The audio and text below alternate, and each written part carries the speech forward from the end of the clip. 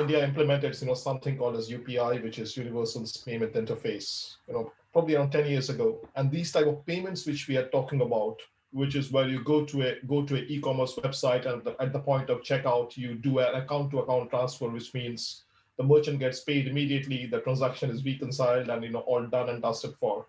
That has been around for 10 years, and it is the mainstream form of payment in a country the size of India, where 40% of the population use UPI today.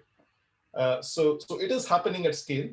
It took them really 10 years to reach this point, and I also believe that in the next 3-4 years, we will reach a point where some of these things will start happening. Consumers will start understanding the benefits of this. Merchants will start adopting.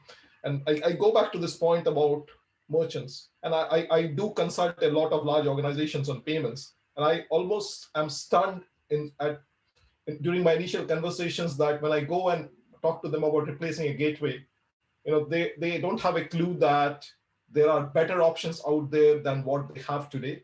And what they have today doesn't support open banking. And I often advise them that you need to replace your provider with XYZ, because that will give you flexibility to look for payment innovation or implement payment innovation in the future. So I think there are multiple things here around timing. We need to give it enough time for mass market adoption and build confidence, and through consumer confidence.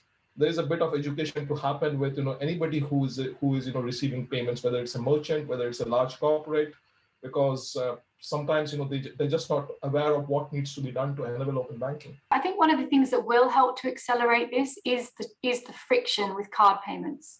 So this multi-factor that's kicking in, I think that is going to what I call level the playing field, because with open banking payments, you thumbprint or you face ID, so you do verify the payment in effect, which is obviously no bad thing, to verify a payment, that's okay. But what I'm getting at is, a card was so effortless before, wasn't it? You just go in and, you didn't have to do any of the multi-factor authentication. But I think with that happening, and also let's be clear, how long are cards going to last? I mean, I use my phone for everything. I don't need a card.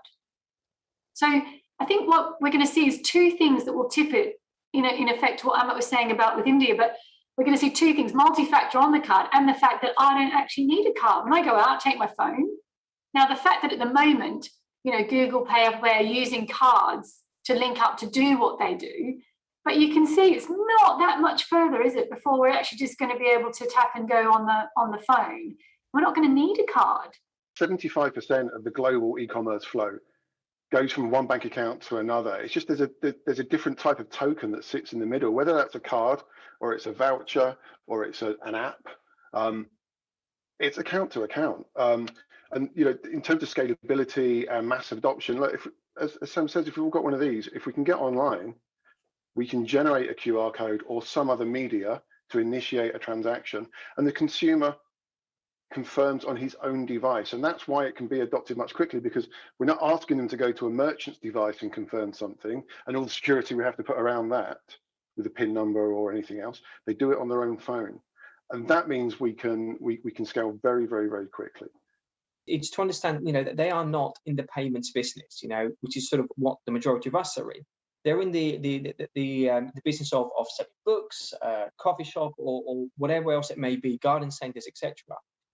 And so actually how these things are presented to them with the confidence that, one, they're resilient and they operate really effectively. Two, that they provide their customers with a seamless and easy way to pay, I think it is absolutely key. So yes, the retailers have a part to play in this in terms of adoption, but it's important to understand that payments is not, for the majority of it, it's not their business. And so it's down to us and the entire industry to ensure that actually they understand what's coming down the line and actually how this will affect their customers.